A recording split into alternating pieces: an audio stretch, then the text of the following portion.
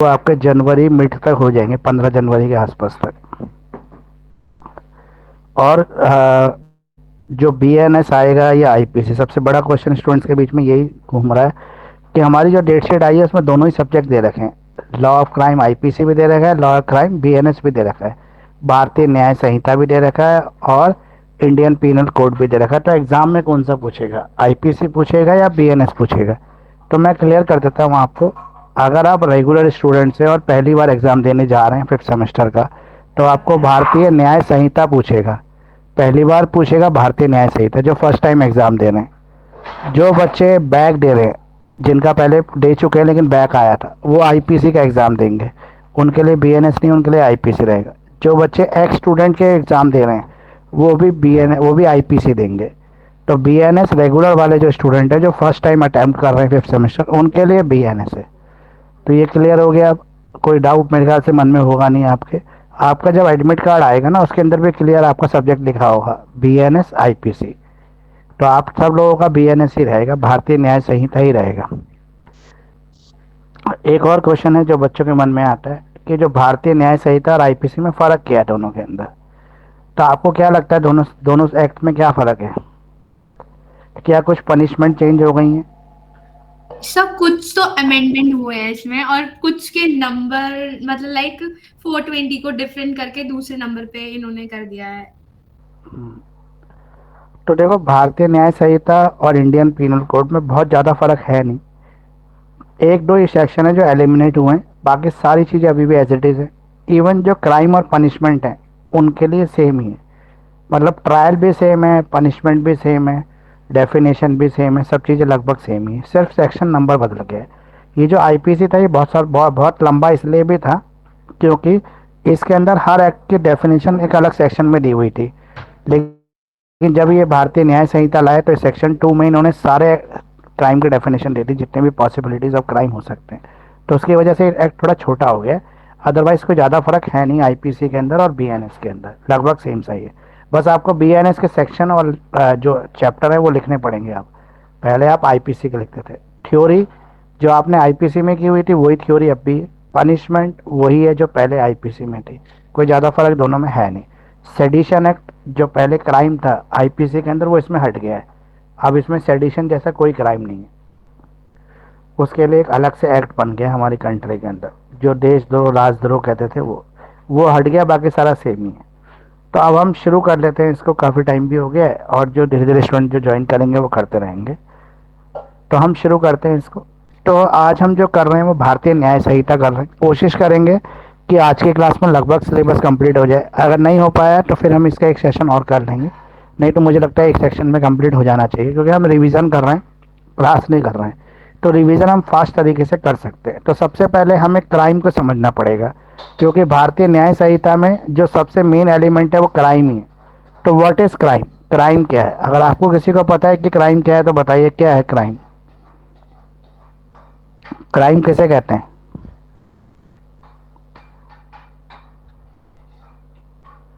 कोई भी ऐसा अनलॉफुल एक्ट जो फॉरबिडन और पनिशेबल हो एक्ट स्टेट लॉ के अंदर, वो क्राइम है।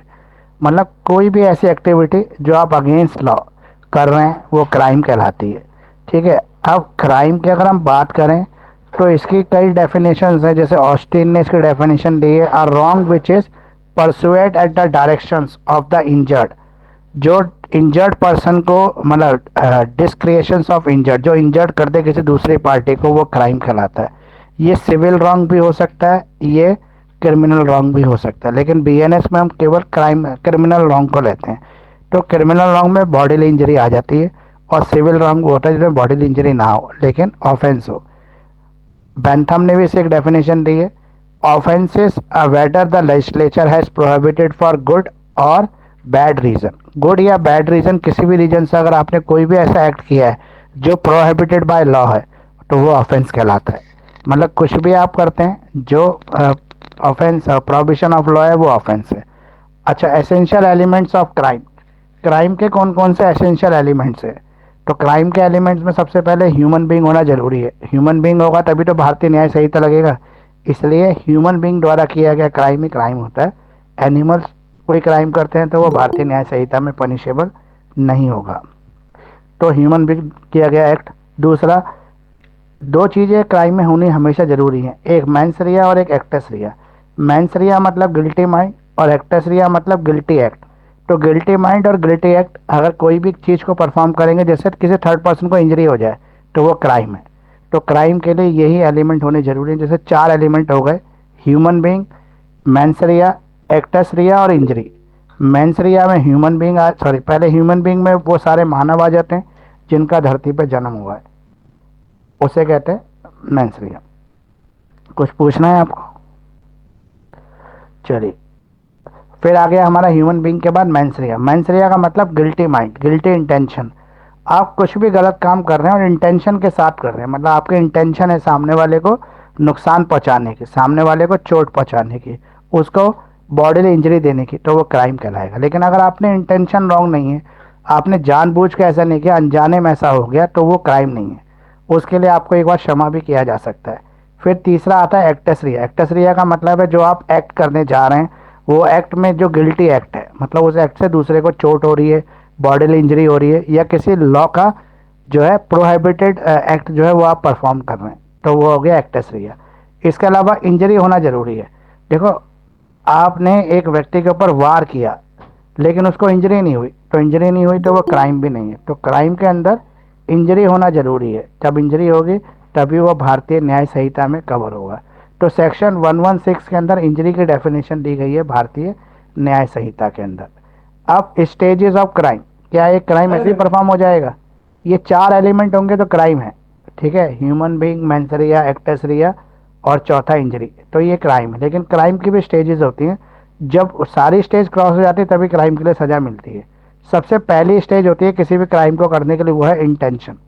सबसे पहले अपने मन में आप इरादा बनाते हैं, दृढ़ निश्चय करते हैं कि आपको क्राइम परफॉर्म करना है, और जब आपका इरादा पक्का हो जाता है तो क्राइम के लिए इंटेंशन मानी जाती है। प्रिपरेशन, जब आपका इरादा हो जाता है कि आपको बम बना के किसी को अटैक करना है या रिवॉल्वर लेके किसी को गोली मारनी है, तो ये आपका इंटेंशन। फिर आप उसके लिए प्रिपरेशन करते हैं कि बम कैसे बनाया जाएगा, या जो इलीगल वेपन है, जो बंदूक है, गन है, वो कहाँ से मिलेगी, उसकी प्रिपरेशन आप करेंगे पूरी तरीके से। फॉर एग्जांपल, बम बनाने के लिए आपने यूट्यूब पे फार्मूला देखा, गूगल पे सर्च किया, तो ये सारे आपके प्रिपरेशन स्टेप्स हैं जो इसको कवर करते हैं। फिर आता है आपका अटेम्प्ट।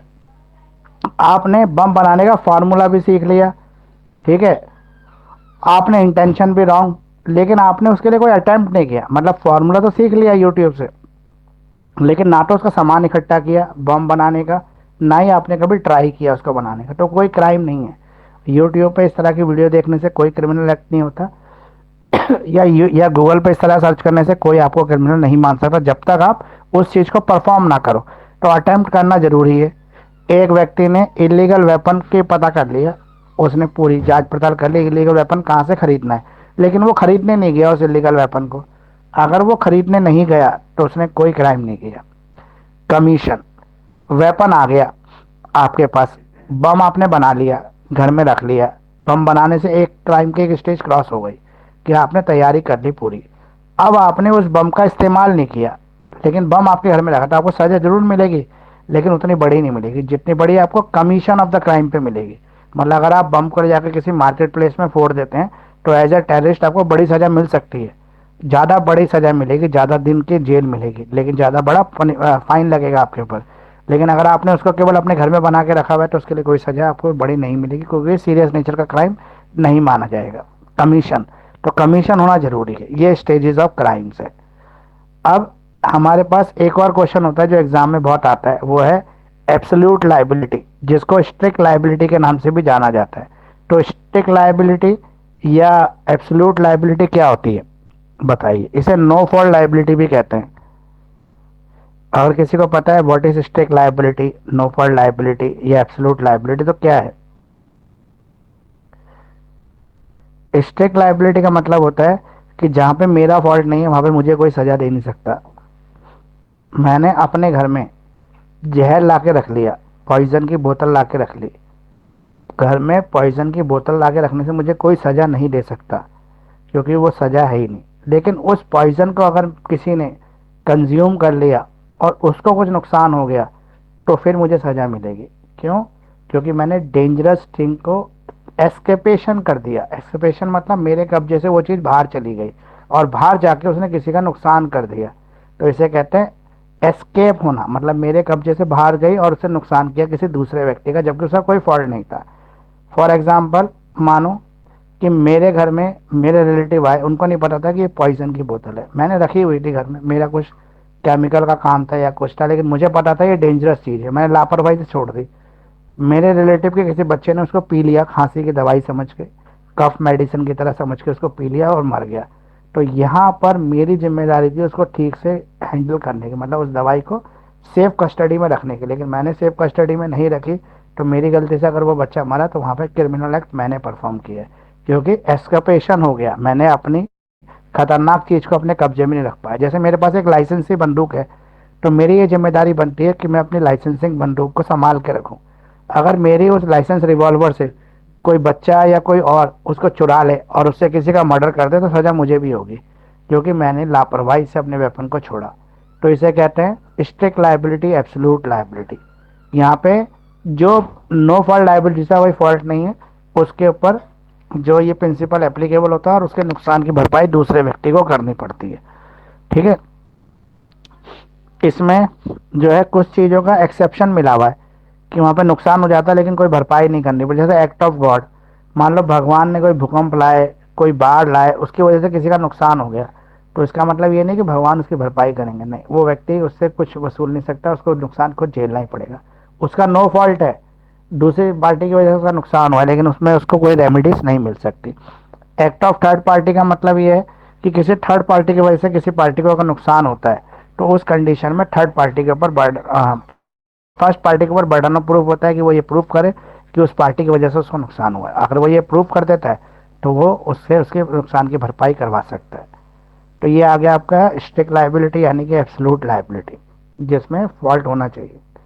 अब आता है हमारा सबसे इंपॉर्टेंट क्वेश्चन, जो आपका बीएनएस में पूछा जाता है, आईपीसी में भी यही क्वेश्चन पूछे जाते थे, बीएनएस में भी कुछ इस तरह के क्वेश्चन आपसे पूछे जाएंगे। तो culpable homicide, what is culpable homicide?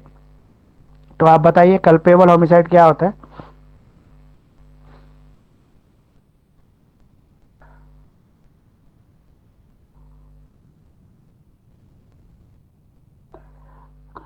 नहीं पता है अभी तक? देखो आपका एग्जाम शुरू होने वाला है, अभी भी आपने लोगों ने पढ़ना शुरू नहीं किया, तो पढ़ना शुरू कर दो, वरना इस तरीके से तो एग्ज़ाम आपका बहुत अच्छा नहीं हो पाएगा, और हम चाहते हैं कि आपका एग्ज़ाम बहुत अच्छा आ जाए। तो कल्पेबल होमिसाइड का मतलब होता है एक ऐसा एक्ट जो इस इंटेंशन के साथ किया जाए कि सामने वाले व्यक्ति को या तो डेथ हो जाए या उसकी बॉडी इंजरी हो जाए, और उस बॉडी इंजरी की वजह से उसकी मौत हो जाए, और इसकी नॉलेज उस व्यक्ति को हो जो ऐसा काम करने जा रहा है, तो इसे कल्पेबल होमिसाइड कहते हैं। जो ये कल्पेबल होमिसाइड वर्ड है, ये दो वर्ड से मिलकर बना है, जो दो लैटिन टर्म्स हैं उनसे बना है, एक होमो और एक है कैडर। होमो का मीन्स होता है ह्यूमन, कैडर का मतलब होता है killing.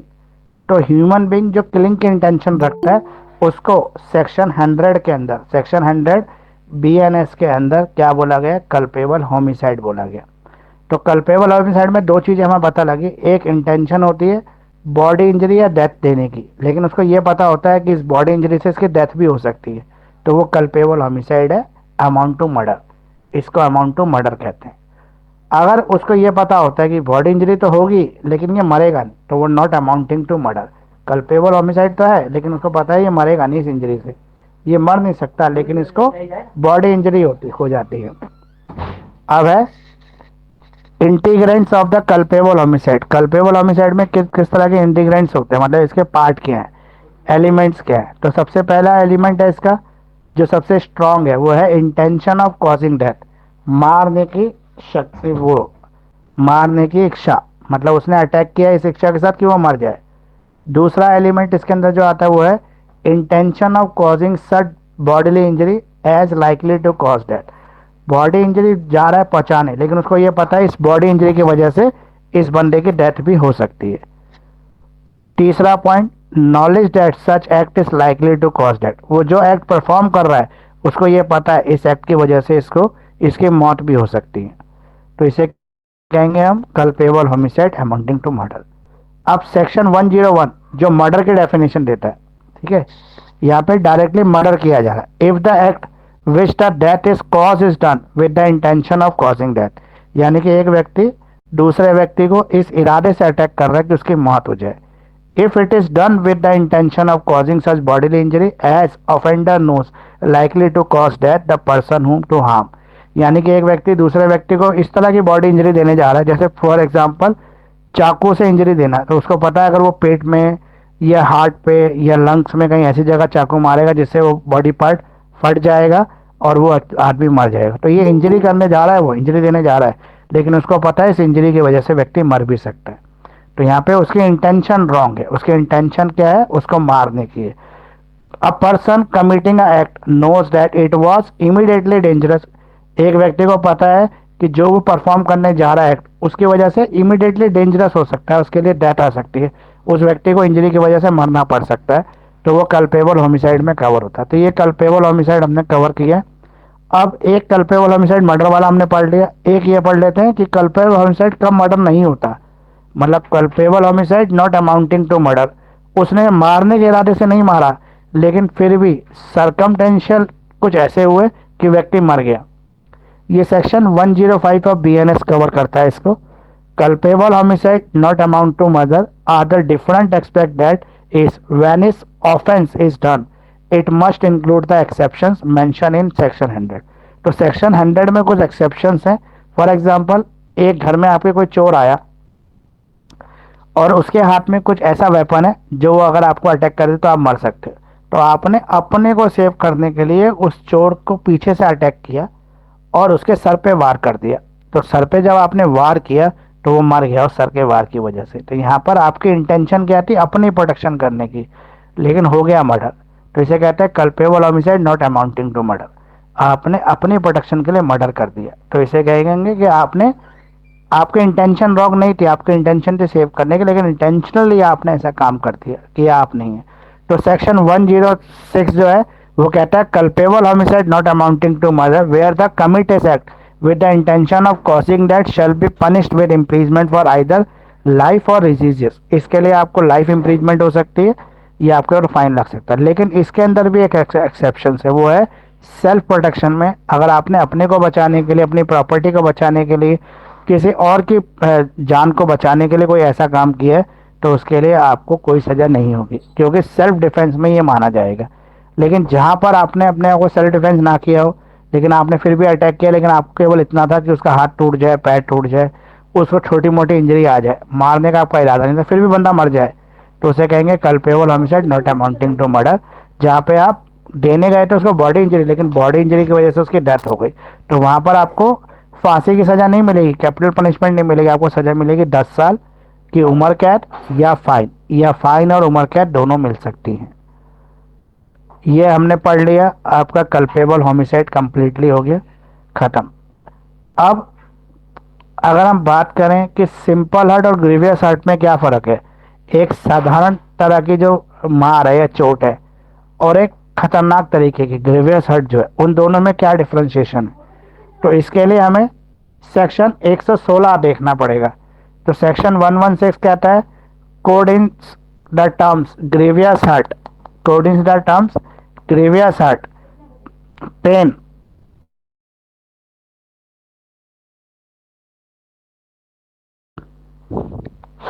causing the bodily pain through breaking and alarming news may cause the mental pain but not bodily pain, hence it is not loss। मतलब सिंपल हर्ट का मतलब ये है कि एक व्यक्ति को चोट तो लगी, लेकिन इतनी बड़ी चोट नहीं लगी कि उसका कोई नुकसान हो, या फिर उसको चोट ही नहीं लगी, केवल वो डर गया, आपने उसको डराने के लिए ऐसा किया, तो इसे सिंपल हर्ट कहते हैं। जहाँ पे उसको मेंटल पेन हुआ लेकिन बॉडी में कोई पेन नहीं हुआ, तो इसे कहेंगे सिंपल हर्ट। और ग्रेवियस हर्ट वो है जहाँ पे हम किसी वेपन के साथ इस इंटेंशन से उस पर हमला कर रहे हैं कि उसकी बॉडी की इंजरी हो जाए, तो उसे ग्रेवियस हर्ट कह सकते हैं। तो ये दोनों का फ़र्क है, ग्रेवियस हर्ट और सिंपल हर्ट का। मान लो कि आपने एक व्यक्ति की एक आंख फोड़ दी, तो इसे क्या कहेंगे, ग्रेवियस हर्ट या सिंपल हर्ट? अगर आपके अटैक करने से एक व्यक्ति की एक आंख, उसकी रोशनी खत्म हो गई, आंख उसकी फूट गई, हर्ट हो गई, तो उसको क्या कहेंगे, सिंपल हर्ट या ग्रीवियस हर्ट? गंभीर चोट। इसको कहेंगे ग्रीवियस हर्ट। मान लो आपने इतनी जोर से चाटा लगाया कि सामने वाले की एक कान की सुनने की शक्ति खत्म हो गई। तो चाटा लगाना वैसे सिंपल हर्ट में आता है, लेकिन इतनी जोर से लगाया कि उसकी सुनने की शक्ति खत्म हो गई, तो ये ग्रीवियस हर्ट है। अब है privation of any member of joint. मान लो आपने एक व्यक्ति का हाथ इतनी जोर से मरोड़ दिया कि उसका जॉइंट टूट गया, तो ये ग्रीवियस हर्ट है, सिंपल हर्ट है?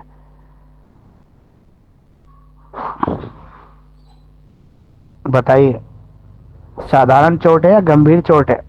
गंभीर चोट है सर।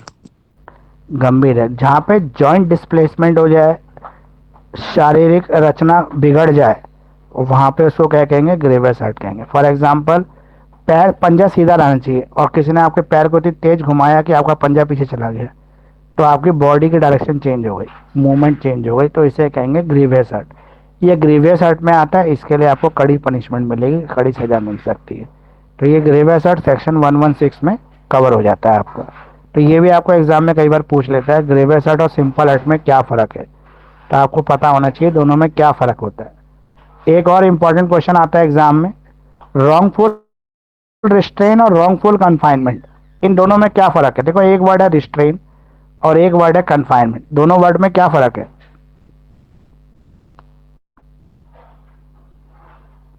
बताइए, क्या फ़र्क है दोनों वर्ड में? रिस्ट्रेन मतलब होता है रोक के रखना, ठीक है, रोकना, किसी एक डायरेक्शन में जाने से रोक लेना किसी को। कन्फाइनमेंट होता है एक कमरे में बंद कर देना, फिर वो कमरे से बाहर ही नहीं जा पाएगा, वो चारों दिशा में घूम सकता है लेकिन उसी बाउंड्री के अंदर, तो वो कन्फाइनमेंट है। तो दोनों ही जो है हमारे बीएनएस में, भारतीय न्याय संहिता में क्राइम बताए गए हैं, दोनों ही क्राइम है। तो रॉन्गफुल रिस्ट्रेन सेक्शन 126 के अंदर कवर होता है और रॉन्गफुल कन्फाइनमेंट सेक्शन 127 में कवर्ड होता है। अब किसे रिस्ट्रेन कहेंगे, किसे कन्फाइनमेंट कहेंगे, ये हमें समझना पड़ेगा। मान लो एक व्यक्ति है, उसकी मर्जी है कि वो ईस्ट की डायरेक्शन में जाना चाहता है या वो बाजार जाना चाहता है और बाजार जाने की रोड पर वो जा रहा है, लेकिन आप उसको तुरंत रोक लेते हैं और कहते हैं तुम कहीं भी चले जाओ लेकिन बाजार नहीं जाओगे, तो ये रॉन्गफुल रिस्ट्रेन है या रॉन्गफुल कन्फाइनमेंट है? बताइए। अवरोध। ये रॉन्गफुल रिस्ट्रेन है, क्योंकि आप उसको एक डायरेक्शन करें, यहाँ नहीं जाना, बाकी कहीं भी चले जाओ। मतलब तो यहाँ जाएगा तो हम तुम्हारे पैर तोड़ देंगे, तुम्हें जान से मार देंगे, या कोई भी धमकी आपने इसको दे दी कि भाई तुझे यहाँ नहीं जाना, बाकी तो कहीं भी जा सकता है, तो इसे रॉन्गफुल रिस्ट्रेन कहेंगे, जहाँ पे एक पर्टिकुलर डायरेक्शन में जाने से उसको ऑब्स्ट्रक्ट कर रहे हैं, उसको रोक रहे हैं। अब इसका उल्टा बताओ, कन्फाइनमेंट क्या हो सकता है?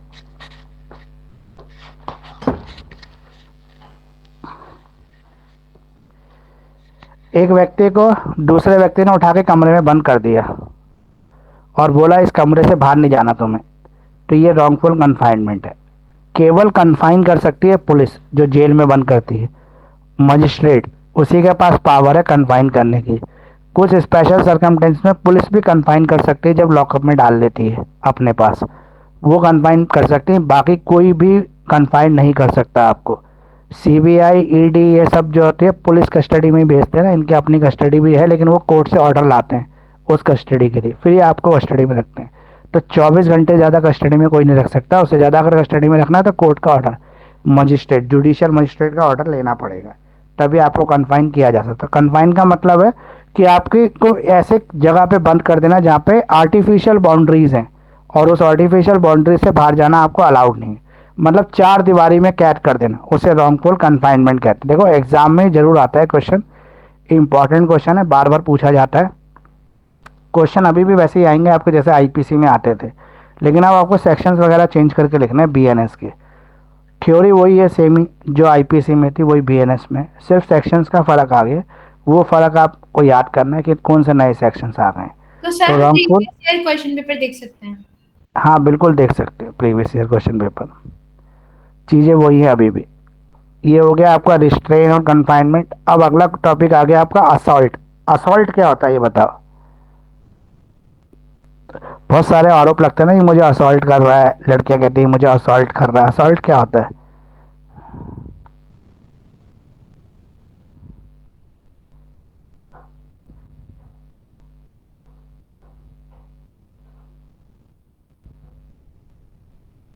बताइए क्या होता है असॉल्ट, तो बताइए, हुआ इतने सारे पेपर में ही पढ़ते हैं हम। देखो, एक होता है आपको ऊपर हमला कर देना, एक होता है आपको असॉल्ट करना। असॉल्ट मतलब होता है कोई भी ऐसी एक्टिविटी करना जिससे आप डर जाएं, आपको घबराहट हो, आप उसके डर की वजह से कुछ भी ऐसा काम करने के लिए तैयार हो जाएं जो आप नहीं चाहते करने के लिए, उसे असॉल्ट कहते हैं। मतलब सामने वाला अपने गेस्चर से, अपने व्यवहार से, अपनी बॉड मसल पावर से, अपने हथियार से आपको डरा रहा है, मार नहीं रहा, गोली नहीं मार रहा आपको, बंदूक दिखा के डरा रहा है, आपको टच नहीं कर रहा लेकिन अपनी मसल्स पावर दिखा के आपको डरा रहा है, तो उसे असॉल्ट कहते हैं, असॉल्ट। मान लो कि ए ने एक अपना मतलब मुक्का उठाया और आपके चेहरे की तरफ बढ़ा दिया, उसने चेहरे को टच नहीं किया, केवल बढ़ाया, बोला कि अगर तूने मेरी बात नहीं मानी तो ऐसे दिखाया, तो इसका मतलब असॉल्ट किया उसने आपको, इसे असॉल्ट कहते हैं। असॉल्ट में डायरेक्टली अटैक नहीं किया जाता लेकिन अटैक के डर से डराया जाता है, मसल पावर से, वेपन से, नाइफ से, जो भी चीज़ हो आप सोच सकते हैं उससे डरा देते हैं, उससे डराते हैं फोर्स के थ्रू, तो इसे असॉल्ट कहते हैं। ठीक है, बैटरी का मतलब होता है हमला कर देना, बैटरी मतलब हमला, जब हमला कर देता है आपकी बॉडी को टच कर लेता है, फिस्ट मुक्का दिखाया तो असॉल्ट, मुक्के को गाल पे मार दिया तो बैटरी। ये फर्क है दोनों के अंदर, असॉल्ट और बैटरी में। अब सबसे इंपॉर्टेंट क्वेश्चन है जो आईपीसी में भी था, बीएनएस में भी है, किडनैपिंग। किडनैपिंग क्या होती है और कितनी तरह की इंडिया में किडनैपिंग परमिसेबल है, इंडिया में कितनी तरह की किडनैपिंग होती है जो लॉ में पनिशेबल है। पहली बात तो आपको किडनैपिंग बताना, किडनैपिंग क्या होती है। तो सेक्शन 1837 जो है भारतीय न्याय संहिता के अंदर किडनैपिंग की डेफिनेशन दी हुई है। अब आप बताओ किडनैपिंग यानी कि अपहरण क्या होता है। अपहरण, किसी व्यक्ति को उसकी इच्छा के विरुद्ध बल, धमकी या धोखे से ले जाना। हाँ, किसी व्यक्ति को उसकी मर्जी के बिना उसकी इच्छा के बिना बल, जबरदस्ती, धोखे, शक्ति का इस्तेमाल कर कर ले जाना। इसके अलावा एक और है, अगर वो माइनर है तो उसकी लॉफुल गार्जियनशिप से उसको ले जाना, वो भी किडनैपिंग में ही आता है। ठीक है, बड़े व्यक्ति को तो उसकी मर्जी चलेगी क्योंकि बड़ा है तो उसकी मर्जी के विरुद्ध ले जा रहा है, लेकिन छोटे बच्चे की मर्जी या ना मर्जी कुछ नहीं होता, वो मर्जी से भी जा रहा है तो भी किडनैपिंग है क्योंकि उसको लॉफुल गार्जियनशिप से ले जाया जा रहा है, उसके बिना उसके पेरेंट्स की मर्जी के, तो इसे हम किडनैपिंग कह सकते हैं। अब किडनैपिंग जो इंडिया में बताई गई है, जो भारतीय नागरिक सुरक्षा संहिता में, सॉरी, भारतीय न्याय संहिता में जो है वो सेक्शन 137 में इसकी डेफिनेशन बताई गई है। दो तरह की किडनैपिंग होती है, एक किडनैपिंग फ्रॉम इंडिया, एक किडनैपिंग फ्रॉम लॉफुल गार्जियनशिप। जब किसी बच्चे को उसके पेरेंट्स की मर्जी के बिना उसके पेरेंट की गार्जियनशिप से उसको ले जाया जाता है तो उसे कहते हैं किडनैपिंग फ्रॉम लॉफुल गार्जियनशिप। अगर किसी व्यक्ति को इंडिया से किडनैप कर कर पाकिस्तान, बांग्लादेश या किसी और कंट्री ले जाया जा रहा है तो उसे कहते हैं किडनैपिंग फ्रॉम इंडिया। ठीक है, तो किडनैपिंग फ्रॉम इंडिया का मतलब क्या है। According to section 137 of BNS, take a person beyond the limit of India against the consent of that person और against the consent of someone who is legally entitled to give consent on behalf of the person. या तो person की मर्जी के बिना, या अगर person के पास मर्जी देने का अधिकार नहीं, जैसे वो माइनर है उसके पास मर्जी देने का अधिकार नहीं है, या फिर वो अनसाउंड पर्सन है, दिमागी रूप से पागल है तो वो अपनी मर्जी दे ही नहीं सकता, तो ऐसे व्यक्ति को उसकी मर्जी देने वाले की मर्जी के बिना ले जाना किडनैपिंग फ्रॉम इंडिया कहलाता है, लेकिन इंडिया से बाहर ले जाना चाहिए। दूसरा, किडनैपिंग फ्रॉम लॉफुल गार्जियनशिप। यहाँ पे एक ऐसा व्यक्ति, ऐसा बच्चा जिसकी उम्र जो है 16 साल तक की है या 16 साल से छोटा बच्चा है, उसको उसके गार्जियन की, उसके पेरेंट्स की, उस जिसकी भी गार्जियनशिप में वो है, जिसके संरक्षण में वो रह रहा है, उसके पास उसकी मर्जी के बिना अगर उसको ले जाया जाता है, चाहे इंडिया में ले जाया जा रहा है, तो उसे कहते हैं किडनैपिंग फ्रॉम लॉफुल गार्जियनशिप। ये सेक्शन 137 के अंदर कवर्ड है। अब इसके अंदर माइनर, अनसाउंड पर्सन, ठीक है, जिसका दिमाग ठीक नहीं है, ऐसे सब लोग इसके अंदर आ जाते हैं। अब किडनैपिंग की पनिशमेंट कितनी है, अगर हम इम्प्रीजमेंट की बात करें तो इम्प्रीजमेंट कितनी है, इसमें दो तरह की इम्प्रीजमेंट बताई गई हैं यहाँ पे, एक सिंपल और एक रिजिज, एक साधारण सज़ा और एक कड़ी सज़ा, दो सज़ाएं बताई गई हैं। और ये डिपेंड करता है कि जो किडनैपिंग हुई है उसका सिचुएशन, उसकी परिस्थिति कैसी है, उसके हिसाब से ही सज़ा मिलेगी, सिंपल या फिर रिलीजियस। अब कितनी है सिंपल में सज़ा और कितनी है रिलीजियस में सज़ा, अगर पता है तो ये बताओ। सिंपल में 7 साल की। हाँ, सिंपल पनिशमेंट जो है वो 7 साल की बताई गई है, ठीक है। और रिलीजियस पनिशमेंट भी 7 साल की, लेकिन उसमें सश्रम सजा हो जाती है ना, मतलब जेल में उसे कठिन काम कराया जाता है, उसको ज़्यादा मुश्किल कठिनाई स्थितियों में रखा जाता है, उसे कहते हैं रिलीजियस पनिशमेंट। तो 7 साल की सजा है और फाइन दोनों हो सकते हैं इसके अंदर। अब एक और वर्ड आता है इसके अंदर, अबडक्शन। अबडक्शन और किडनैपिंग में क्या फ़र्क है? अबडक्शन को सेक्शन 138 के अंदर कवर किया गया। अबडक्शन को भी हिंदी में अपहरणी कहते हैं, हिंदी में अपहरणी है ये, लेकिन इसका सेक्शन अलग है। इसका सेक्शन इसलिए अलग है कि यहाँ पे फोर्स का इस्तेमाल नहीं करता है पर्सन, धोखे से ले जाता है उसको। मतलब उसको ऐसा लगता है कि वो अपनी मर्जी से जा रहा है, लेकिन हकीकत में उसको बहलाकर, झूठी बातें बताकर, झूठे सपने दिखाकर अपने साथ ले जाया जाता है, किसी ऑफेंस को परफॉर्म करने के लिए, किसी गलत काम के लिए उसको ले जाया जाता है एक प्लेस से दूसरे प्लेस पर। तो इसे अबडक्शन कहते हैं, इसे भी अपहरण कहते हैं। जैसे बहुत सारे लोगों को भड़का के सीरिया ले जाते हैं, आतंकवादी बना देते हैं, कहते हैं कि आप इस्लाम की सेवा कर रहे हैं, लेकिन हकीकत में वो आतंकवादी हैं। तो इसे कहते हैं अबडक्शन। इसमें किडनैपिंग और अबडक्शन में बेसिक माइनर सा फर्क है। वहाँ पे जबरदस्ती से व्यक्ति को ले जा रहे हैं, यहाँ पे जबरदस्ती नहीं कर रहे, उसकी मर्जी से ले जा रहे हैं, लेकिन मर्जी का कैसे लिए? धोखे से उसकी मर्जी ली है, षड्यंत्र से उसकी मर्जी ली है, ये अबडक्शन है, ठीक है। सर आप तो हेडिंग ये के ऊपर हिंदी में बता दीजिए। अच्छा, हिंदी में ना एग्जैक्ट टर्म मुझे याद नहीं होती, इसलिए मैं बता नहीं पाता हूँ, लेकिन फिर भी कोशिश करूँगा बताने की, क्योंकि हिंदी में पर्टिकुलर शब्द जो है ना वो मुझे एग्जैक्टली याद नहीं होते हैं टर्म्स, फिर भी किसी कोशिश करूँगा नाबालिग ही या अस्वस्थ दिमाग वाले व्यक्ति को उसके कानूनी संरक्षता से दूर ले जाना, हम्म। ये अभी हुआ प्रवीण सर। जी ने बता दिया है ठीक से हमें हिंदी प्रॉपर में। देखो, एक वर्ड होता है एक्सटॉर्शन। एक्सटॉर्शन क्या होता है?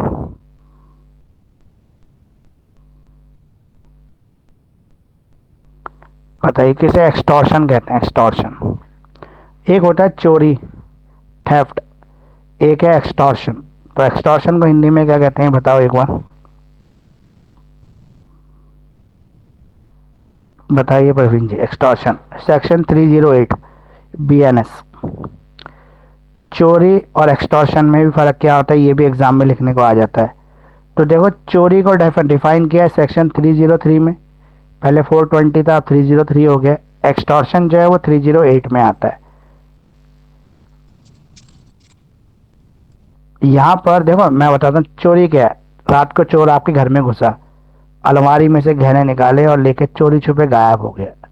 एक्सटॉर्शन क्या है? सामने से बंदा आया, आपके सर पे बंदूक रखी, सर जबरन वसूली। हाँ, आपके सर पे बंदूक रखी और बोला अपना पर्स, घड़ी, चेन जो भी है वो मुझे दे दो। ये एक्सटॉर्शन है, लूट कह सकते हो इसको। वैसे लूट रॉबरी होता है, पर एक्सटॉर्शन है, ये एक्सटॉर्शन है। डकैती कह सकते सर। हाँ, डकैती कह सकते हो। जी। तो ये एक्सटॉर्शन है, ठीक है।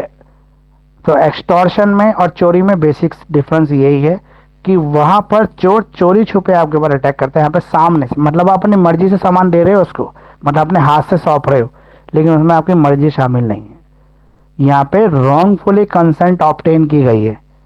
रॉन्गफुली कंसेंट का मतलब समझ गए? जैसे अगर मान लो कि आप मोबाइल पे बात करते जा रहे हो, पीछे से बाइक वाला आया, उसने मोबाइल छीना और भाग गया, तो ये थेफ्ट है या एक्सटॉर्शन है? ये डकैती है, ये डकैती है, नहीं आएगा। डकैती। ये डकैती है, ना थेफ्ट है ना एक्सटॉर्शन है, ये है डकैती, ठीक है। ये अलग सेक्शन। देखो, ये इसने आपसे लूटपाट की है, इसे कहते हैं लूटपाट हिंदी में, ठीक है। लूटपाट करना, यहाँ पे ना तो उसने आपकी कंसेंट ली, ना चोरी छुपे लिया, उसने आपसे स्नैच कर लिया, मतलब लूटपाट करी आपसे, तो इसे कहते हैं डकैती। ये डकैती का सेक्शन लगता है इसके अंदर। और अगर चोर है तो चोर आपके घर में आएगा रात के अंधेरे में, आपके घर की तिजोरी तोड़ेगा, सामान ले जाएगा, आपको परेशान करे बिना कोशिश करेगा। लेकिन अगर वही चोर आपको हमला कर देता है, मार देता है, तो फिर वो लूट बन जाती है, फिर इसे डकैती कहते थे। तो सेक्शन में थोड़ा सा बेसिक डिफरेंस है एक्सटॉर्शन और इसके अंदर, लेकिन आपको ये थोड़ा सा ही डिफरेंस याद रखना है, ये आपके काम की चीज़ है। अब हम अगली चीज पढ़ेंगे, इसके अंदर है क्रिमिनल मिस अप्रोप्रिएशन, जिसे क्रिमिनल ब्रीच ऑफ ट्रस्ट भी कहते हैं, ठीक है। क्रिमिनल ब्रीच ऑफ ट्रस्ट का भी इसको नाम दिया गया।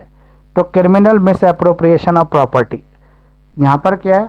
आपने क्राइम करने के इरादे से प्रॉपर्टी की गलत जानकारी दे दी किसी को, तो यहाँ पे criminal refer to something wrong और crime something prohibited by law, misappropriate refer to unfair taking of another person belonging for own use, मतलब दूसरे की प्रॉपर्टी को इस्तेमाल करने के लिए उसने गलत जानकारी दे दी। Criminal misappropriation is dishonest conversation of property for own use, अपने खुद के इस्तेमाल के लिए उसने डिसऑनेस्टली प्रॉपर्टी को मिस अप्रोप्रिएट किया, गलत तरीके से जानकारी को दिखाया, समझाया या पेश किया। इसे क्रिमिनल या dishonest miss appropriation of property कहते हैं। जो हमारा सेक्शन है वो 314 BNS ये कवर करता है इसको, क्रिमिनल मिस अप्रोप्रिएशन को। इसमें डिसऑनेस्ट मिस अप्रोप्रिएशन भी आप इसको कह सकते हैं, मतलब गलत तरीके से प्रेजेंट करना किसी चीज को। बेईमानी से।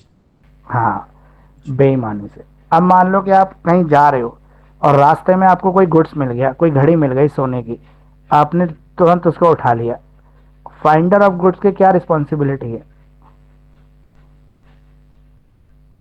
बताइए क्या रिस्पॉन्सिबिलिटी है आपकी? अगर आपको रास्ते में कोई चीज मिली, सोने की घड़ी मिल गई, तो आपकी क्या रिस्पॉन्सिबिलिटी है? उसके लॉफुल ओनर को वापस करना। सबसे पहली जिम्मेदारी आपकी है पुलिस कि आप स्टेशन। सारी एफर्ट्स का यूज करें और उसके करेक्ट लॉफुल ऑनर को ढूंढ लें। लॉ यही कहता है फाइंडर ऑफ गुड्स की सबसे पहले रिस्पॉन्सिबिलिटी अपनी पूरी ताकत लगाए, जितने भी रिसोर्सेज हो सकते, पुलिस है, कोई भी जानकारी है, मीडिया है, उससे आप उसके करेक्ट यूज लॉफुल ऑनर के पास जाएं, उसका पता लगाएं। देखो पुलिस के पास अगर आप जाते हैं तो एक लॉ है हमारी कंट्री के अंदर, कोई भी चीज़ जो आपको पाती है वो आप पुलिस में डिपॉजिट नहीं करेंगे। पुलिस आपकी कंप्लेंट को लिख लेगी, पुलिस राइटफुल ऑनर को ढूंढने की कोशिश करेगी। लेकिन इंडिया में होता उल्टा है, कोई भी महंगी चीज़ आपको मिल जाती है, अगर आप पुलिस स्टेशन पहुंच गए तो पुलिस वाला उसको आपसे लेकर रख लेता, कहता घर चले जाओ, हम देख लेंगे किसकी है। तो वो गलत है, ऐसा वैसे लॉ कहता नहीं। लॉ ये कहता है कि जिसको गुड्स मिलेगी वो उसी की कस्टडी में रहेगी, लेकिन वो सारी एफर्ट्स लगाए उसके असली मालिक को ढूंढने की, जिसमें वो पुलिस के पास भी जाके इन्फॉर्मेशन दे सकता है, भाई किसी का सामान खोया हो तो मेरे पास आए। फिर मालिक के लिए रिस्पॉन्सिबिलिटी है, मालिक ये प्रूफ करे, पहले लेने से पहले ये साबित करे कि सामान उसी का है, सही प्रूफ दे। अगर वो सही प्रूफ दे देता है और साबित हो जाता है गुड्स, तो वो गुड्स उसको रिटर्न कर देगा। ये तो रिस्पॉन्सिबिलिटी है फाइंडर की। दूसरी रिस्पॉन्सिबिलिटी फाइंडर की जब है जब वो चीज़ खराब होने वाले नेचर की हो। मान लो कोई ऐसी चीज़ है जो पेरिशेबल नेचर की है, 24 घंटे के बाद खराब हो जाएगी, तो 24 घंटे से पहले आप उस चीज़ को इस्तेमाल कर सकते हैं अगर उसका राइटफुल ऑनर नहीं मिलता। मान लो कि आपको मिली चीज़ आज 12 बजे और कल 12 बजे वो ख़राब हो जाएगी, तो 4 घंटे तो आप उसके एफर्ट लगाओगे खोजने में, लेकिन 4 घंटे में अगर कोई नहीं मिलेगा तो आप उसको इस्तेमाल कर सकते हो, उसको यूज़ कर सकते हो, वरना वो ख़राबी हो जाएगी, उसका ना तो वो किसी की रहेगी ना आपकी रहेगी। दूसरा, अगर आपने सारी एफर्ट लगा दी फिर भी मालिक का कोई नहीं पता लगा, मतलब उसका राइटफुल करेक्ट ऑनर मिला ही नहीं, तब उस प्रॉपर्टी के आप मालिक हो जाते हैं और आप उसको यूज़ कर सकते हैं। लेकिन अगर आपको सोने की घड़ी मिली और आपने सोचा कि भाई, जैसे मोबाइल मिला आपको रास्ते में, किसी का गलती से गिर गया, आपको मिल गया, आपने कहा भाई साहब मोबाइल मिल गया, चलो सबसे पहले तो इसको स्विच ऑफ कर दो, इसका सिम निकाल दो, फिर इसको मतलब क्लीन कर लो, उसकी जो भी है मेमोरी वगैरह सब उड़ा के फिर अपना सिम डाल के यूज़ कर लेंगे। ये criminal miss appropriation of property के अंदर क्राइम कहलाएगा, सेक्शन 314 ऑफ BNS के अंदर। किसी दूसरे की संपत्ति को गलत तरीके से डिसऑनेस्टली इंटेंशन के साथ इस्तेमाल करना गिल्टी माइंड कहलाता है, criminal miss appropriation of property कहलाता है, जो सेक्शन 314 BNS के अंदर क्रिमिनल एक्ट है, जिसके लिए आपको मतलब दोषी करार दिया जा सकता है। ये जो सेक्शन 314 है ये किन प्रॉपर्टी को कवर करता है? ये मूवेबल प्रॉपर्टी को कवर करता है। मूवेबल जो प्रॉपर्टी मूव करती है, जैसे मोबाइल, घड़ी, पर्स और क्या, चल चेन, संपत्ति। इस हैं क्या बोला आपने, गाड़ी, स्कूटी, बाइक, चल ये संपत्ति। मूवेबल प्रॉपर्टी संपत्ति जो मूव करती हैं, वो संपत्ति इसमें जो खो सकती हैं, मिल सकती हैं किसी को। वो यहाँ पे डिसऑनेस्ट इंटेंशन नहीं होनी चाहिए। मान लो कि कोई घड़ी मिली, आपने पूरी एफर्ट लगाई, मालिक नहीं मिला, तो 6 महीने तक आपने कोशिश की, फिर आपने उसको इस्तेमाल करना शुरू कर दिया, तो वो सही है। अगर आपने पहन ली घड़ी, बोला कि कोई बात नहीं, जब तक मालिक नहीं मिल रहा मैं पहन लेता हूँ इसको, तो क्या ये गलत है? आप कोशिश कर रहे हैं ढूंढने की, लेकिन मालिक नहीं मिल रहा तब तक खुद भी यूज कर रहे हैं, तो ये गलत है कि सही है? गलत है। ये भी गलत है। दूसरे की प्रॉपर्टी को आप किसी भी सूरत में किसी भी हाल में यूज नहीं कर सकते। जब तक उसका राइटफुल ऑनर आपको अलाउ ना कर दे, जब तक उसका करेक्ट मालिक आपको अलाउ आपको परमिशन ना दे दे यूज़ करने की, तब तक आप यूज़ नहीं कर सकते। फॉर एग्जांपल, मान लो कि आप एक स्टेट ब्रोकर है, आप प्रॉपर्टी रेंट पे चढ़ाते हैं, तो बहुत सारे फ्लैट की चाबी आपके पास रखी रहती है। आपने क्या किया कि भाई ऐसा है, ये तो जब चढ़ेगा चढ़ेगा, तब तक मैं इसको डेली बेसिस पे किराए पे दे देता हूँ, क्योंकि स्टेशन के पास प्रॉपर्टी है तो बहुत सारे ऐसे लोग आते हैं जिनको एक ही रात रुकना है, तो उनको आपने किराए पे चढ़ाना शुरू करा और पैसा अपनी जेब में डालना शुरू कर दिया। तो ये भी क्रिमिनल मिसअप्रोप्रिएशन ऑफ प्रॉपर्टी के अंदर आता है। ये भी आप प्रॉपर्टी का गलत इस्तेमाल कर रहे हो, क्योंकि मालिक की इजाज़त नहीं है, जिसकी वो करेक्ट, जिसकी जो उसका राइटफुल ऑनर है, उसकी मर्जी के बिना अगर उसकी प्रॉपर्टी को आप यूज़ करते हैं तो वो criminal misappropriation of property section 314 में आ जाता है। जहाँ पे भी आप ट्रस्ट का ब्रीच करोगे वहाँ पे वो सेक्शन 314 के अंदर कवर हो जाएगा, और उसके लिए आपको पनिशमेंट यानी कि सज़ा मिलेगी। तो कितनी पनिशमेंट मिलेगी? 2 साल, 2 साल की सज़ा मिलेगी, और फाइन, या फाइन और सज़ा दोनों हो सकते हैं। ठीक है, ये कोर्ट डिसाइड करेगा। अगर ज़्यादा सीरियस नेचर का क्राइम नहीं है तो आपको खाली फाइन लेके छोड़ देंगे, सीरियस नेचर का क्राइम है तो आपको यहाँ पर जो है वो सज़ा भी होगी और फाइन दोनों लगेंगे। अब एक इम्पॉर्टेंट क्वेश्चन है जो एग्जाम में बहुत बार पूछा जाता है, mistake of fact of law. कानून की गलती और तथ्य की गलती दोनों में क्या फर्क है, और कौन सा जो है क्रिमिनल एक्ट में कवर होता है, बीएनएस के अंदर से सजा मिलती है, और कौन सा कवर नहीं होता।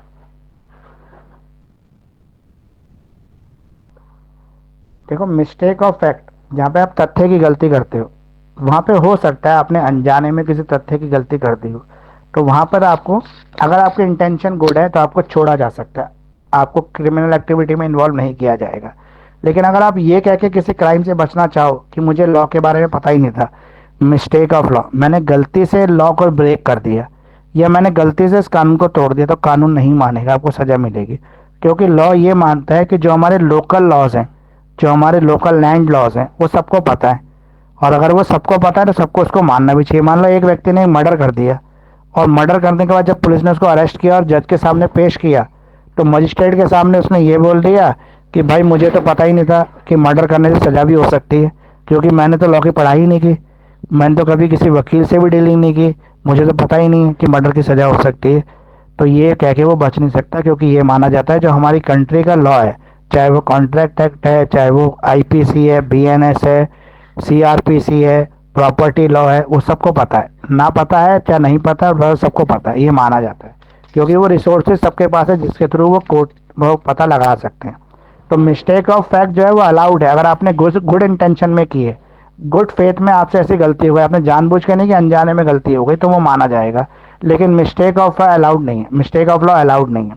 तो मिस्टेक ऑफ फैक्ट को जो है वो सेक्शन 14 के अंदर कवर किया गया, बीएनएस के अंदर।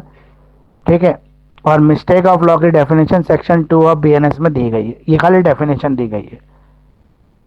अब आपका अगला क्वेश्चन आता है यहाँ पर, देखो क्राइम बच्चे भी कर सकते हैं ना, तो 2 तरह के बच्चे होते हैं जो यहाँ पे बताया गया हमारे भारतीय न्याय संहिता में। एक बच्चे जो 0 से 7 साल तक के हैं, एक बच्चा जो 7 साल से 12 साल तक का है, और उसके ऊपर के बच्चे जो 12 से 16 साल तक के बच्चे, उनके लिए अलग अलग लॉ है।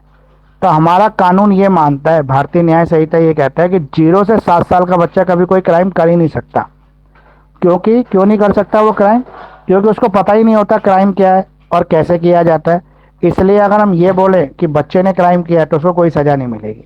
फॉर एग्जाम्पल, 0 से 7 साल का बच्चा किसी मर्डर केस में पकड़ा गया, उससे बाय मिस्टेक किसी का मर्डर हो गया, तो क्या उसको सज़ा देगा लॉ, हमारा भारतीय न्याय संहिता? नहीं सर। नहीं देगा, क्योंकि कोर्ट ये मानता है कि 0 से 7 साल के बच्चे के पास वो मेंटल कैपेसिटी नहीं है क्राइम करने की, तो वो मेंस रिया ही नहीं है। जब मेंस रिया नहीं है तो एक्टस रिया कैसे प्रूव करेंगे? क्योंकि क्राइम को होने के लिए human being, mens rea, actus rea और इंटेंशन, ये 4 चीज़ें होनी चाहिए। तो बच्चे के पास ना तो इंटेंशन हो सकती है ना मेंस रिया हो सकता है, तो इसलिए उसके गिल्टी एक्ट को पनिश नहीं किया जा सकता, तो इसलिए बच्चे को सज़ा नहीं मिलेगी। अब आ गया 7 से 12 साल तक का बच्चा, वो अगर किसी का मर्डर कर देता है तो क्या उसको सज़ा मिलेगी? उसके लिए कोर्ट कुछ टेस्ट करेगी कि बच्चा कैपेबल है कि नहीं, उस पर का मेंसरिया है कि नहीं। तो यहाँ पर कोर्ट ने ये क्लियर बताया हुआ है कि जो बच्चा 7 से 12 साल का है उसका मैच्योरिटी लेवल देखा जाएगा, ठीक है। दूसरा, उसकी जो पीछे से बैकग्राउंड है, मतलब उसकी जो फैमिली है या उसकी सराउंडिंग जो है उसको भी चेक किया जाएगा। अगर दोनों चीज़ें ऐसी पाई जाती है कि सराउंडिंग जो है वो क्रिमिनल्स की है, इस तरह के लोगों की है, और दूसरा या उसकी मेजॉरिटी लेवल जो है 12 साल का नहीं है, 16 साल के बच्चे के बराबर है, उसकी समझ हो चुकी है, तो उसके ऊपर कानून लगेगा, लेकिन उसको सीरियस पनिशमेंट जब भी नहीं होगी, मतलब फांसी वासी की सज़ा नहीं हो सकती उसको मर्डर के लिए। फिर आ गया 12 साल से ऊपर का बच्चा, जो 12 साल से 16 साल तक का बच्चा है, उसके लिए भी यही सेम टेस्ट है दोनों। उसका फैमिली बैकग्राउंड जहाँ पे वो रहा है, सोशल बैकग्राउंड उसका, और दूसरा उसका मेजॉरिटी लेवल। लेकिन जो 16 से 18 साल का बच्चा होगा उसके लिए लॉ बदल गया। अब जब से निर्भया वाला केस आया था उसके बाद ये लॉ थोड़ा चेंज हो गया। अब 16 साल के बच्चे को मैच्योर माना जाता है, उसको एडल्ट के बराबर सज़ा मिलती है, लेकिन उसमें 2 टेस्ट कराए जाते हैं। एक उसका बोन टेस्ट, उसकी हड्डियों का टेस्ट कि हड्डियों का जो विकास है वो मैच्योर की तरह हुआ है कि नहीं हुआ। दूसरा उसका मेंटल कैपेसिटी टेस्ट। ये दोनों चीज़ें अगर पॉजिटिव आ जाती हैं तो एक बड़े व्यक्ति को जो सज़ा मिलती है क्राइम के लिए, वही 16 साल के बच्चे को भी सज़ा मिलेगी। तो ये इम्पॉर्टेंट था जो आपका कंप्लीट हो गया। मैच्योरिटी लेवल वगैरह चेक किया जाता है। अब एक क्वेश्चन और है आपका यहाँ पर, अबेटमेंट और अबेटर। अबेटमेंट क्या होता है? जैसे आजकल एक सुसाइड वाला केस बड़ा फेमस हो रहा है ना, आपने देखा भी होगा, सुना भी होगा। एक व्यक्ति ने मरने से पहले पूरी अपनी रिकॉर्डिंग कर दी वीडियो की, जो खोला मैं सुसाइड करने जा रहा हूँ, इसलिए करने जा रहा हूँ क्योंकि मेरी बीवी ने और उसके घर वालों ने मुझे बहुत परेशान कर रखा है, मेरे ऊपर झूठे केस डाल रखे हैं, मेरी मदर को परेशान कर रखा है। अबेटमेंट होता है जब आपको कोई प्रवोक कर रहा हो किसी क्राइम को करने के लिए, मरने के लिए, इस तरह की चीज़ें अबेटमेंट में आती है। और अबेटर वो व्यक्ति है जो आपको अबेट कर रहा है, जो आपको प्रोवोकेशन दे रहा है। अबेटमेंट में अगर मान लो किसी शादीशुदा महिला ने फांसी लगा ली, तो सबसे पहले किसको पकड़ेंगे? सर उसके हस्बैंड को। सबसे पहला इल्जाम हस्बैंड और उसके इन लॉज के ऊपर आएगा। क्यों? क्योंकि वो ही प्रोवोकर हो सकते हैं, मतलब उन्होंने शायद उसको अबेटर वो हो सकते हैं क्योंकि उन्होंने शायद उसको प्रोवोक किया होगा मरने के लिए, या इतना टॉर्चर किया होगा, इतनी क्रुएलिटी की होगी कि वो मरने के लिए तैयार हो गई, या वो मरने के लिए सारी चीज़ें करने के लिए तैयार हो गई। मतलब मरना बहुत बड़ा चीज़ मानी जाती है और कोई आसानी से इतना मतलब साहस नहीं करता कि वो फांसी लगा ले या मर जाए। तो अबेटमेंट में ये चीज़ें देखी जाती हैं कि उसको किसने प्रवोक किया है, तो अबेटर को सज़ा हमेशा मिलेगी। और एक क्राइम क्रिमिनल की तरह, जैसे मर्डर केस में क्रिमिनल को सज़ा मिलती है, उस तरह से अबेटर को भी सज़ा मिलती है। अगर मान लो कोई गैस लीक हो गई किसी घर के अंदर, गैस का सिलेंडर लीक हुआ और बहू जल के मर गई किचन में, तो यहाँ पे कॉन्स्पिरेंसी हो गई, मतलब षड्यंत्र किया था किसी ने। ये चेक करेगी सबसे पहले पुलिस, ये देखेगी क्या वो गैस जेन्युइन लीक हुई या जानबूझ के उसका सिलेंडर खुला छोड़ा गया, इस चीज़ की जांच पड़ताल करेगी। तो कॉन्स्पिरेटर या अबेटर कौन हो गए? वही इन लॉज हो गए, उन्हीं के ऊपर शक जाएगा पहला। डाउरी डेथ, अगर 0 से 7 साल हुए हैं शादी के और कोई औरत की डेथ हो जाती है नेचुरल सर्कमस्टेंसेस के अलावा, सामान्य परिस्थितियों से हटकर, तो उस कंडीशन में भी अबेटर उसके इन लॉज को ही माना जाता है। डाउरी का केस बन सकता है दहेज के वजह से, अगर लगातार ऐसी कंप्लेंट मिल रही हो कि दहेज के लिए उसको परेशान किया जा रहा था, दहेज का प्रेशर बनाया जा रहा था, तो उसको ऐसी सज़ा मिल जाएगी, ठीक है। और अगर ऐसा कोई सबूत नहीं भी मिला तो भी सबसे पहले इंक्वायरी उसी के ऊपर चलेगी, जो उसके वो है इन लॉज वगैरह उन्हीं के ऊपर। तो ये हमने जो है कंप्लीट किया है। इसके अलावा 1-2 चीज़ और है, जैसे आफ्रे तो मैंने आपको बता ही दिया था, एफ्रे बैटरी बता दिया था। अब है अनलॉफुल असेंबली। अनलॉफुल असेंबली क्या होती है?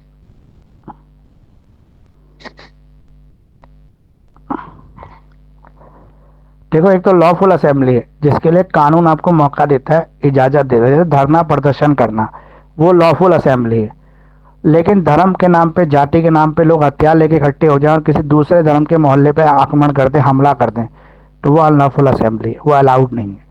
जहाँ पर भी 5 से ज़्यादा व्यक्ति इकट्ठे हों और वेपन्स के साथ हों, हथियारों के साथ, लाठी डंडों के साथ इकट्ठे हों, तो उसे अनलॉफुल असेंबली कहते हैं और वो क्रिमिनल ऑफेंस में आता है, उसके लिए कोर्ट सज़ा दे सकती है आपको। लेकिन अगर आप शांतिपूर्वक तरीके, जैसे किसी कथा को सुनने के लिए लोग इकट्ठे होते हैं, तो वो लॉफुल असेंबली, वहाँ पे कानून कोई एक्शन नहीं लेगा, ठीक है। या फिर आप किसी धार्मिक प्रवचन में या आप वैसे ही किसी चीज़ को, मुद्दे को डिस्कस करने के लिए इकट्ठे हो रहे हैं, जैसे पंचायत हो रही है, तो वो लॉफुल असेंबली होती है। और अनलॉफुल असेंबली यही है जहाँ पे आप किसी मतलब लाठी डंडे वेपन के साथ इकट्ठे हो रहे हैं, तो वो अनलॉफुल असेंबली में आ जाता है। इसे हम अनलॉफुल असेंबली में कवर कर लेते हैं। ठीक है, अनलॉफुल असेंबली में जो आपका सेक्शन लगता है वो 189 ऑफ BNS लग जाता है। एक तो आपको सेक्शंस लिखने जरूरी होंगे इस बार, क्योंकि अभी अभी नया लॉ चेंज हुआ है, तो एग्जामिनर भी आपसे एक्सपेक्ट करेगा कि आप सेक्शन लिख के आए। तो कोशिश करना कि जितने मैक्सिमम सेक्शंस आप लिख सको एग्जाम में उतने लिखना। मान लो कि 4 लोगों ने मिलकर बैंक को लूटा, लेकिन 5वां आदमी जो था वो बाहर था, मतलब ना तो वो बैंक को लूटने गया, लेकिन वो कॉन्स्पिरेंसी में शामिल था। अब ये चारों लोग बैंक लूटते हुए पकड़े गए, तो सजा 4 को मिलेगी या 5 को मिलेगी? 5 को मिलेगी सर। 5 को मिलेगी। रीजन? क्योंकि कॉमन इंटेंशन और कॉमन ऑब्जेक्ट था, ये इसका रीजन है। क्योंकि 5 का ही मकसद क्या था, कॉमन इंटेंशन क्या थी, कॉमन ऑब्जेक्ट क्या था, बैंक को लूटना। 5 ने मिलकर षड्यंत्र रचा था। मान लो एक व्यक्ति रोज बैंक जाता था और देखता था कि कब कितने फोर्स होती है, कब कितनी पुलिस होती है, आसपास कैसा माहौल है। उसने कोई काम नहीं किया, बस ये करके उनको दे दिया जो बैंक लूटने वाले थे। अब लूटने चले गए 4 लोग और वो फंस गए, तो यहाँ पर 5 को सजा मिलेगी, क्योंकि उस व्यक्ति ने कोई परफॉर्म तो नहीं किया, लेकिन इतना तो किया, रेकी तो की, उसने इंफॉर्मेशन तो लीक की। अब मान लो 4 लोग जो बैंक लूटने गए, उनकी ये प्लानिंग थी 5वें के साथ कि हम बैंक लूटेंगे लेकिन किसी को मारेंगे नहीं, और बैंक लूट के भाग लेंगे और पैसा बांट लेंगे। लेकिन जब वो बैंक लूटने गए तो एक गार्ड को ज़्यादा ही होशियार था, वो इनसे डायरेक्ट पंगा लेने आ गया। मतलब उसने पुलिस को कॉल कर दिया या इनसे उलझ पड़ा। इस हाथापाई में उस गार्ड को इन्होंने गोली मार दी और गार्ड मर जाता है। अब जो मर्डर का केस है वो 4 के ऊपर चलेगा या 5 के ऊपर?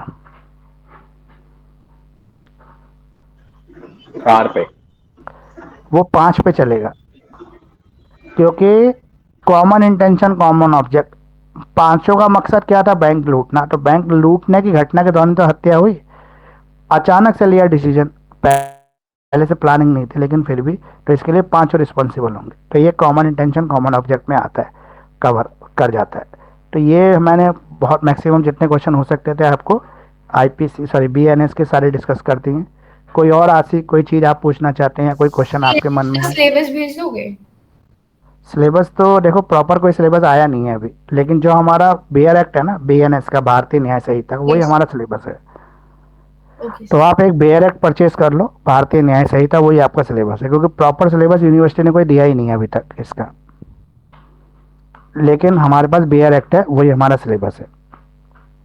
और किसी के कोई क्वेरी, कोई क्वेश्चन? इसकी रिकॉर्डिंग डालोगे सर? हाँ, इसकी रिकॉर्डिंग यूट्यूब पे डालूंगा। Thank you sir. ये एक रिकॉर्डिंग सेशन है, और बाकी अभी आपको ऑलरेडी मैंने शेड्यूल दे दिया है, जो जो क्लासेस कब कब होनी है उसी हिसाब से आप बाकी क्लासेस भी अटेंड कर लेना। ठीक है, कोई जी सर। और भी आपकी क्वेरीज हो तो यूट्यूब पे कमेंट जरूर कर देना, उसमें पूछ लेना, मैं आपको रिप्लाई कर दूंगा फिर। और व्हाट्सएप ग्रुप मैंने अभी ओनली फॉर एडमिन कर दिया, क्योंकि बहुत सारे बच्चे ना उसमें बेकार के लोगों को परेशान कर रहे हैं, मैसेज डाल रहे हैं, इस वजह से मैंने वो ग्रुप अभी बंद कर दिया। ओनली एडमिन ही रहेगा, मैं ही डालूंगा उसके अंदर जो भी मैसेज डालना होगा।